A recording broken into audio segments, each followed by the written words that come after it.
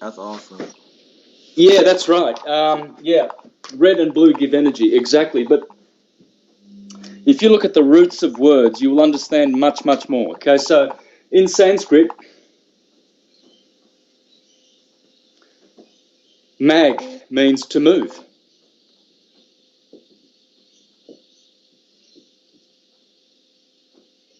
Tor, which we've already worked out, means,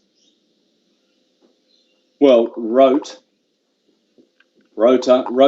means to rotate. So there are three kinds of motion in the universe: direct, spiral, and rotating. Three kinds of God energy. Does that Direct. translate to the activity of the planets in their direct, retrograde, and stationary motions? Yeah. It all does, because those retrogrades, everything is happening via the force of magnetism. There's only one force in the universe. That's magnetism. Mm-hmm. That's it. Mm-hmm. We call it electricity or electromagnetism, but magnetism means to move. It is the principle of force. And in that principle, in that cycle and epicycle of all planets, there is a breathing where they go fast, direct, and where they go slow, they retrograde. Okay? So this is the breath. This is redshift, blue shift. A breathing, okay? Wow. So, wow, that's powerful. That's powerful. Yep, it is. So we have the two co-eternal principles, and that is magnetism. To move is force and motion.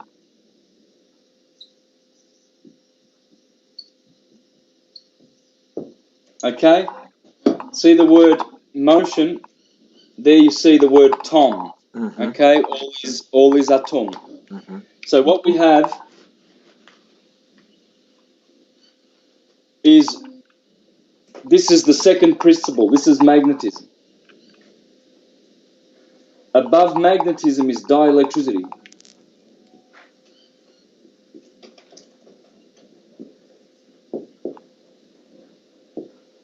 And below these two is electricity.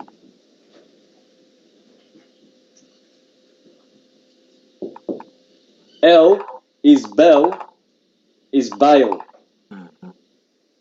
Emmanuel. Mm-hmm. Yeah, this is the god of beauty. Bello in Italian. Bella. Bello. Notice the word bell as in ding dong bell. Mm-hmm. Bell. Because electricity, beautiful, bellicose, warmongering, Mm-hmm. ballistic. Ballistic means to throw out, Mm-hmm. like a missile, Mm-hmm. because that's exactly what bello in the word hyperboloid. The ball. Mm-hmm. Okay, which is the same word as hyperbole. Mm-hmm.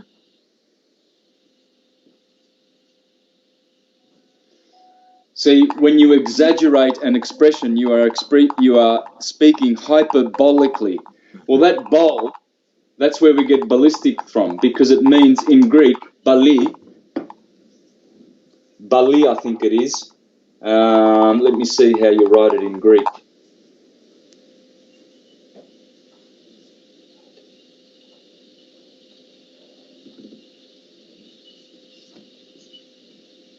I think that's right, vali. So this bol, this is when someone speaks bullshit, Mm-hmm. they are hyperbolically. And that's where the hyperbole, the hourglass, that's what the hyperboloid is. That's the bull, that's the Taurus. It's the donut shape. All donuts, all atoms have this donut shape. Okay? They all, let me set that back up a bit more. Okay, so very important to remember, the bull, the blue, B-L-U, is this in the middle. That's Eve. Adam, the red, Adam is this part, the Taurus, which by its own wording tells you is the red part of the apple that they both ate. So there's your apple core. And so red and blue, Adam and Eve, really become the lamb and the ewe. The lamb and the ewe.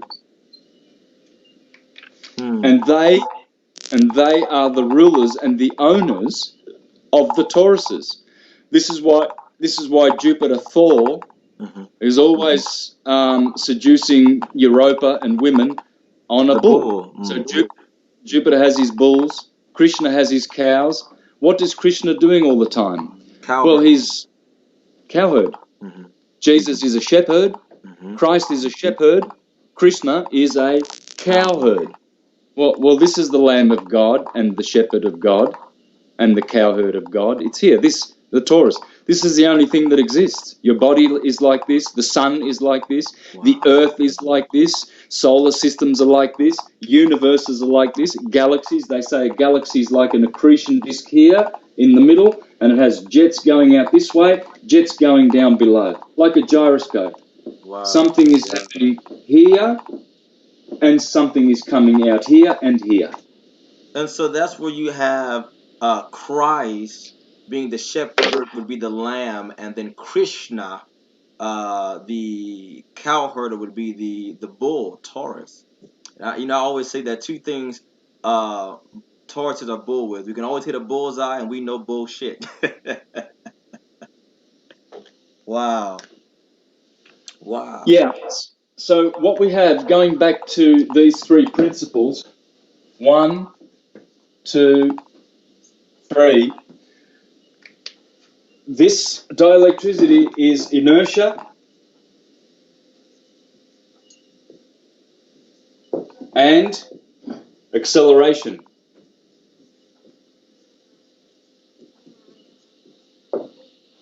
So, inertia is the opposite principle to motion. Okay? Rest and motion. Force is the opposite principle to acceleration. Okay? An acceleration, so if I get a magnet, and I hold it in my hand like this, and here is an iron paper clip, and I bring that magnet down close to the paper clip. Eventually, no force, the paper clip jumps up via, not a force, motion. Via acceleration. It accelerates toward the magnet. That's not force.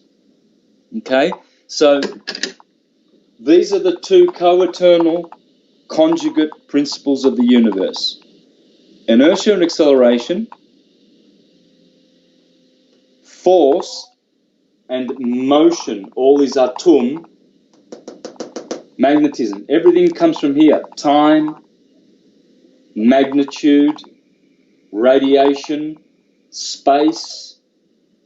I think of the yin and the yang, and also the two pillars of Solomon's temple. Boaz, movement or motion, and Yakin, inertia. Wow. That's Boaz. That's Jackin. Okay, Jackin.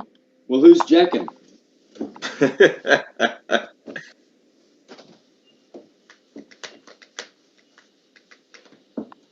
The English flag.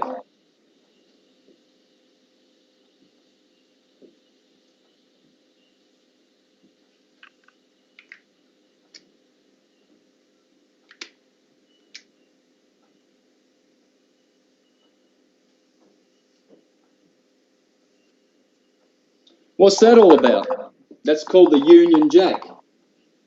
Wow. Jack is Jacob. Mm-hmm. Mm-hmm. Jacob is Israel. Mm-hmm. Isis, Ra, and El become Isis, Krishna, Mm-hmm. Radharani, His consort. magnetism, Mm-hmm. dielectricity, magnetism, electricity, Rama, El, Israel, Krishna, Radharani, Balarama, dielectricity, magnetism, radiating, Ra, the sun, moon, sun, Saturn, electricity, Saturn. So Jacob, the union of Jacob is here. This is the union of Jacob, right there, because that's the equinox. Mm-hmm. That's the equinox of March 21st and September 21st. Here, this is the summer solstice. Here, this is the winter solstice. So as the sun goes from Capricorn to Aries to Cancer to Libra, Capricorn, Aries, Cancer, Libra, Capricorn, Aries, Cancer. This is the Tropic of Cancer. This is the Tropic of Capricorn. This is the equator. This is Greenwich Mean Time. And these guys control all time on the round Earth disk starting at Greenwich. Okay? So that's the Union Jack. It's the same Jack as Jack be nimble, Jack be quick. Jack jump over the candlesticks. Mm-hmm. What's the candlesticks? The One candlestick, two candlesticks. Jack be nimble, Jack be quick. Jack jump over the candlesticks, the equinoxes. Wow. Jack and Jill climbed up the hill. Jill is the moon, by the way. So we've got the sun. Jack and Jill, they climbed the mountain to fetch a bale of water, Cancer. Water. Mm-hmm. Mm-hmm. And Jack and Jill come tumbling down together, don't they? Yes. Jack and Jill went up the hill to fetch a bale of water. Jack came down. How does it go? No, I can't remember. I gotta look it up now. Jack and Jill went up the hill to fetch a pail of water. Oh man. Oh, that's right. Jack fell down and broke his crown. That's the part I was missing. Okay, now. Okay, it's very important that we pay attention to the details because that's how good research happens. It happens when you pay attention. So Jack fell down and broke his crown. See, the sun has got a crest. But that's of either Leo or Aries. His domicile is exaltation. Yeah, because when the sun... Okay, so if we do the... There's the equator, there's the Tropic of Cancer, there's the Tropic of Capricorn, there's Aries where everything begins. Everything starts here, everything. March the 21st or 6 a.m. Okay, so if we put 6 a.m. here, 12 midday here, 6 p.m., 12 midnight there. That's how all cycles work, okay? So when Jack, see, 12 midnight is down here. So in Capricorn, here's Aries is here, Capricorn is here. When the sun hits the 21st of December, it's got nothing to do other than to climb, like a goat does, and waxes. Mm-hmm. When it gets to here, it can't go higher. It's got to go back down. It's forced to go back down, balance itself here, and then get unbalanced again in winter. Summer, winter. Okay? So, Jack climbs up the hill to fetch a bale of water. Jill follows him. Jack fell down and broke his crown at St. Tom's Day. 21st of December, St. Tom's Day, all is Atum, the tomb of winter. Which is also Saturn. And I like how you've got that 12 looks like the symbol for Saturn. The 12, where? At the bottom. You have 12 there right above where it says Tom. It looks like the glyph for Saturn. That's the glyph for Saturn, okay? So when we get the Hebrew word, the letter L, it looks like this. Lamed. Lamed. Lamb. Ahmed is Adam. All is Atum. Lamed is the 12th letter. It's L. This is L, the number 12. The power of 12 is the letter L. And Saturn is the ruler, because when you do this, so that's Lamed. When you do that, that's Saturn. Okay? So when the sun breaks his crown, the moon also has to wax and wane, and she also goes tumbling after Jack. What about Jack and the Beanstalk? Well, Jack and the Beanstalk is the chrism, the beautiful crystic fluids. That's if you don't ejaculate and waste all your life force and become an old man at the age of 30 like Cullen Smith. Looks grey in the face and looks like very, very, very sick and diseased and very unhealthy individual, because that's what happens when you ejaculate your Christ force. So that Jack, if you lift that or jack it up, if you rather than ejaculating Jack, if you lift up Jack in his beanstalk, the kundalini along the spine, Jack will eventually, he will go to the land of giants where he will remember his ancient glory, and he will find golden eggs there, the pineal gland. Jack, Jack, Jack. Everywhere you see Jack, you're talking about the sun. There's no one else you're talking about. It doesn't matter whether it's Little Red Riding Hood. It's the sun.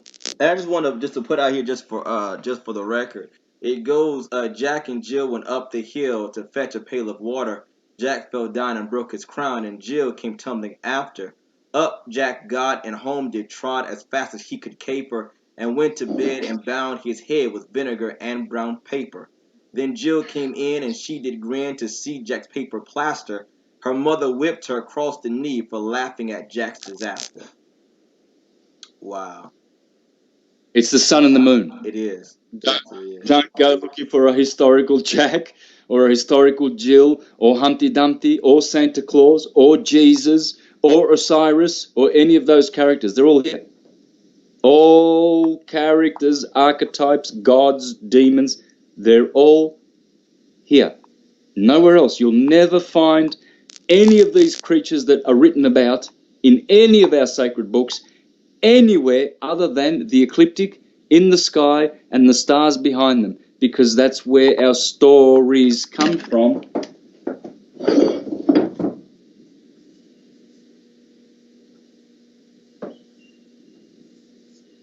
And we are the actors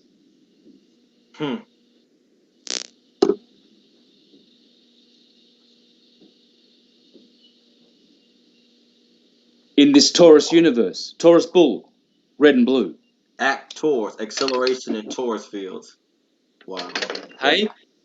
You said actors. I'm thinking acceleration and Taurus fields. AC. Yeah, exactly. Hey, man, just give me one tick. I have to do something. Okay. Talk away. All right. I just think this is just amazing. Santos, you've brought a lot of clarity and a lot of content in a short amount of time. And you've really bridged the gap.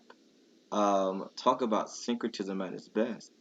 I also notice here that when you look at the sine wave, the ecliptic here, the analemma as it were, you still see that snake, that serpent, the Ouroboros, the Kundalini, the snake in the Garden of Eden. However you want to look at it, you look at serpents of the constellation Scorpio, one of the deacons of the constellation Scorpio. I find this just very, very fascinating. I love wars. This is amazing stuff. This is great stuff. Any questions in the chat while Santos is taking a quick relief there?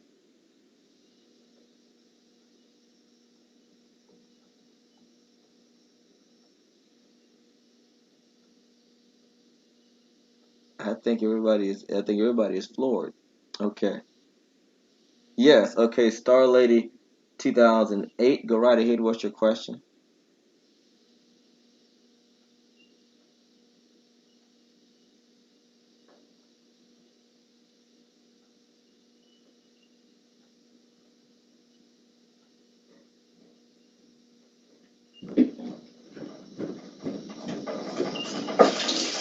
Just arrived. Cash Daddy Tim. Okay, so you just arrived. All right, I'm back.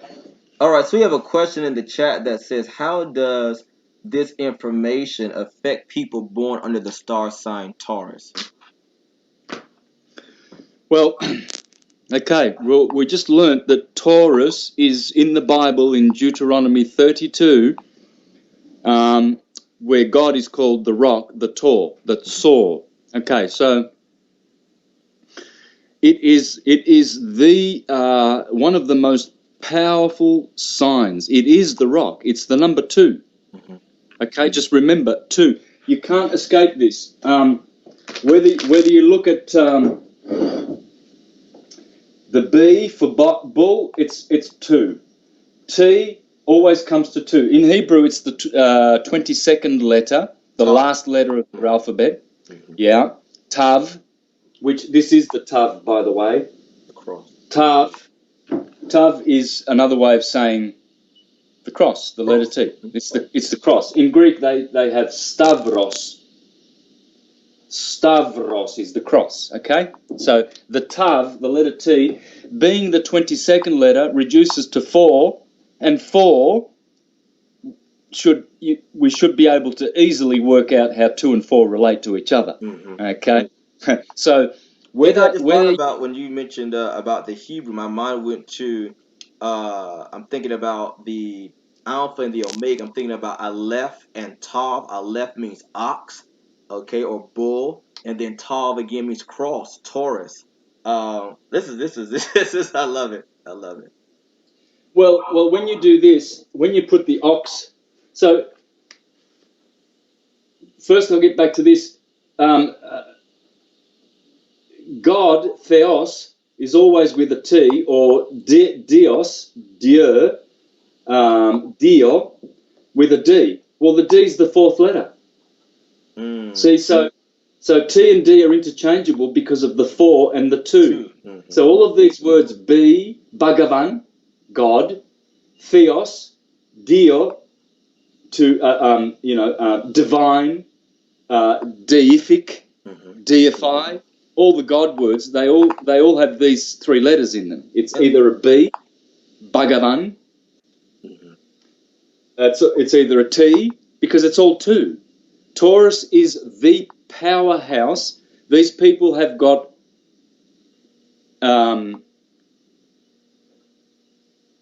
what's the word? Just say we're all around awesome. Yes. They are firmly established. They're solid. They can be stubborn like the bull. They can be firm. They have a good earthy foundation about the way they do things. Very practical.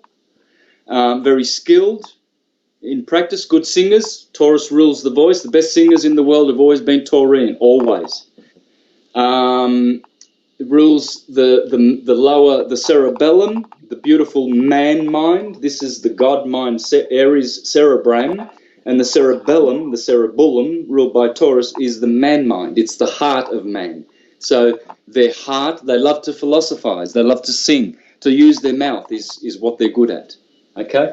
And they can, on the negative side, they can talk bull. They can talk bullshit. That's true.